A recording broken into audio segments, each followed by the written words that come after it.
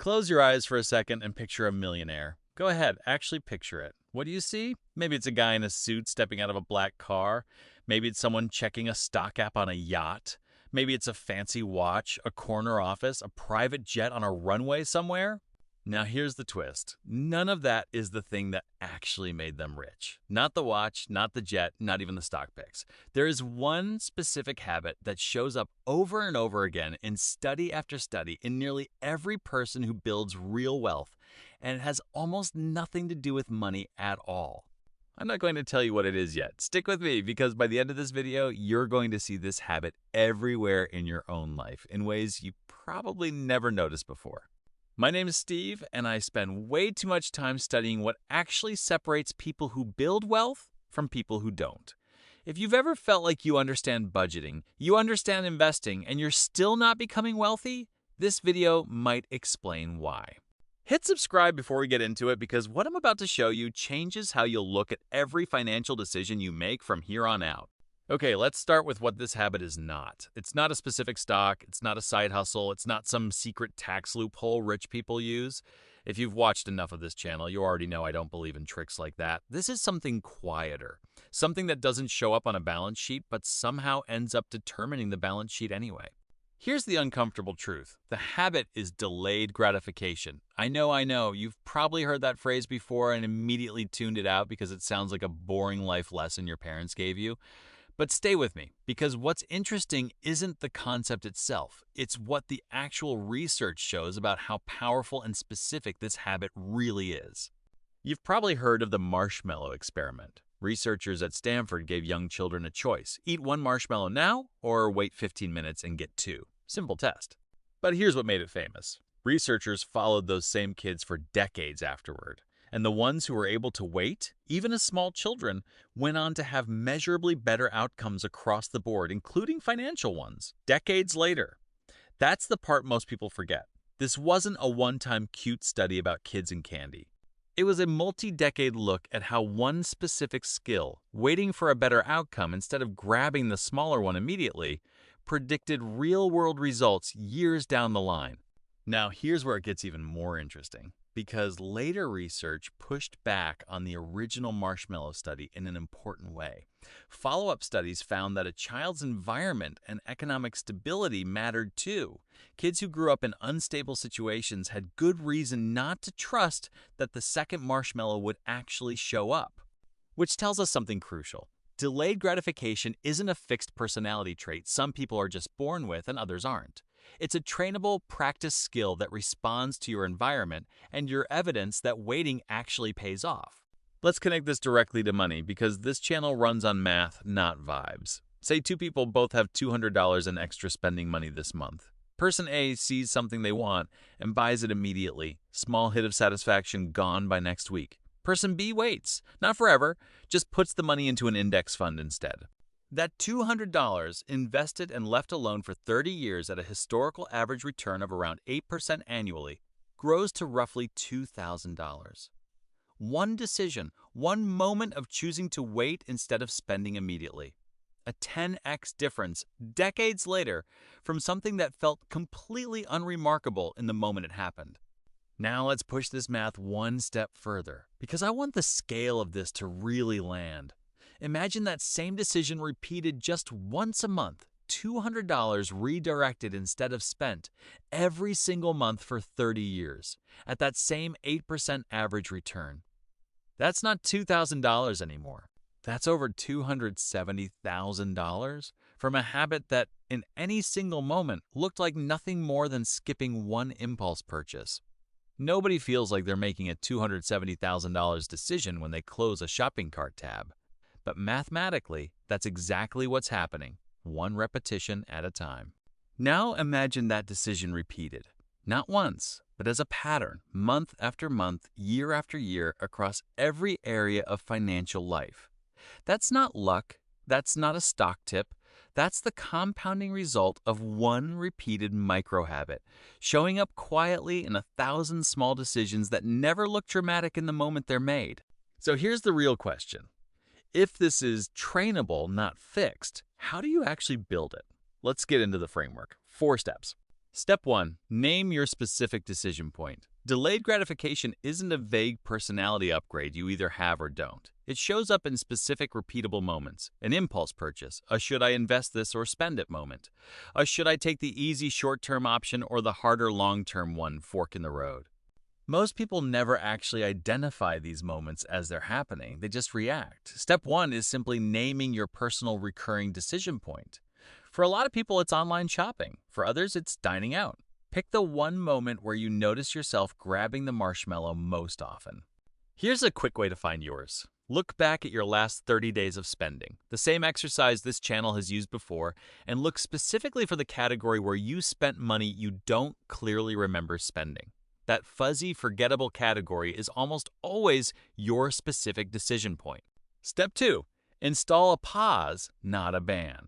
Here's where people get this wrong. They think delayed gratification means never buying anything fun ever again, which is exactly the kind of extreme approach that collapses within a couple weeks, the same way we've talked about on this channel with restrictive budgeting. Instead, install a simple pause, 24 or 48-hour rule before any non-essential purchase above a certain amount. This isn't deprivation, it's just inserting a gap between the impulse and the action, the exact gap the marshmallow waiting kids were practicing. Now, here's an objection you might already be forming. Steve, isn't this just willpower, and don't some people just naturally have less of it? Fair question, and this is exactly what the follow-up research addressed. Willpower in the moment is unreliable for everyone, rich or poor, disciplined or not. But a pause isn't willpower. It's a system. The same idea as the automated saving systems we've discussed before. You're not relying on raw self-control in the heat of the moment. You're relying on a rule you already set up in advance when your rational brain, not your impulsive brain, was in charge.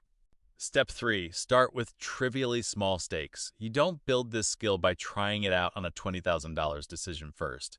You build it in $20 decisions over and over until the pattern becomes automatic. Every time you successfully wait on a small purchase and then decide you didn't actually need it, you're reinforcing the exact neural pattern the marshmallow kids were practicing decades ago. Small reps repeated consistently matter more than one dramatic act of discipline.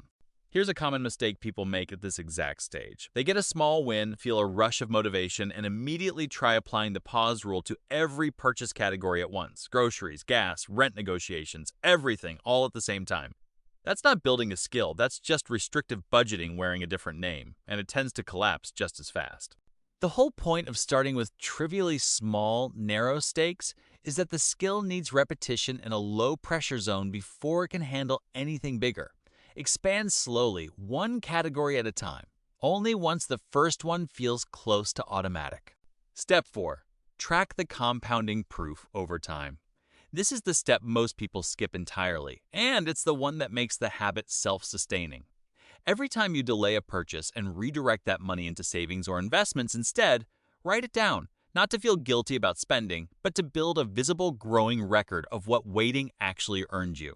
6 months in, when you look back at a list of moments you chose to wait and see the dollar amount that quietly compounded as a result, that visible proof becomes its own motivation. This is the exact mechanism the unstable environment kids were missing in the follow-up research. They didn't have proof waiting would pay off. You can build that proof yourself, deliberately, starting today.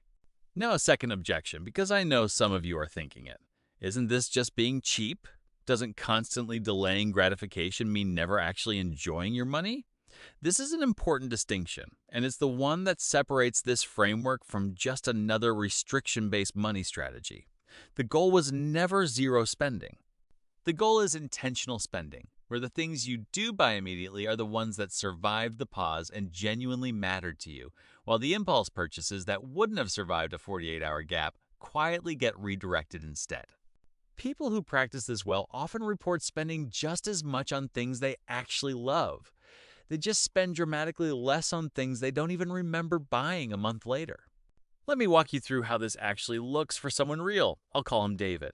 David wasn't a big earner. He made a completely average income, and for years, every small windfall, a bonus, a tax refund, extra cash from a side gig, got spent within days. Nothing crazy, just the marshmallow instinct playing out in adult form. Then he started small. Step 1. He noticed his specific decision point was late-night online shopping. almost always triggered by boredom, not need. Step 2. He installed a 48-hour rule on anything over $50. No bans, no guilt, just a pause. Step 3. He started with genuinely small stakes, a $30 item here, a $45 item there, deciding after the pause whether he still wanted it. Most of the time he didn't. Step 4. Every time he skipped a purchase, he moved that exact amount into an investment account and logged it in a simple note on his phone. 3 months in, his log showed $340 redirected instead of spent. Not life-changing on its own, but he kept going. A year in, the number was over $1,400 sitting in an index fund instead of scattered across forgotten purchases he probably wouldn't even remember buying. Around that same point, he hit the common mistake we just talked about. He got excited and tried expanding the pause rule to groceries and gas all at once. Within 2 weeks, it felt exhausting, and he nearly abandoned the whole system. He scaled back to just his original category, let it fully become automatic again, and only then slowly expanded one category every few months instead of all at once. 2 years in, that habit had spread, carefully and gradually this time, beyond online shopping into bigger decisions too. Career moves, how he approached negotiating, even how he thought about long-term investing versus chasing quick wins. The habit that started as a $30 pause on impulse buys had quietly become the operating system behind almost every financial decision he made.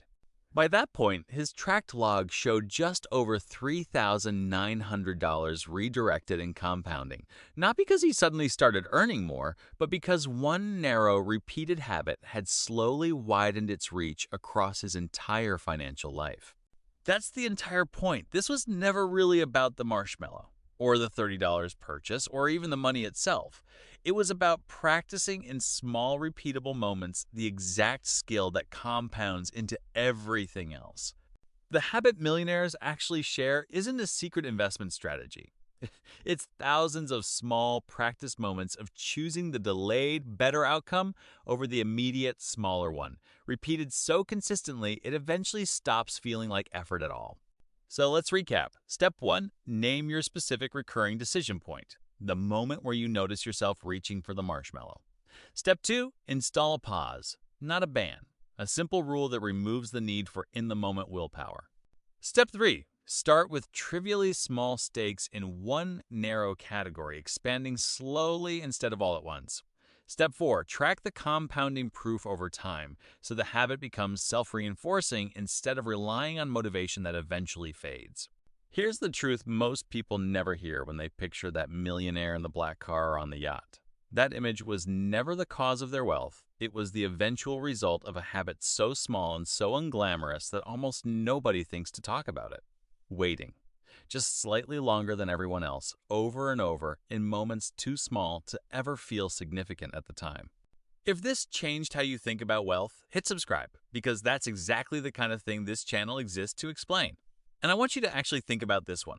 What's one decision in your life where you already practiced this without even realizing it? Let me know in the comments, because once you notice it in one area, you'll start noticing it everywhere.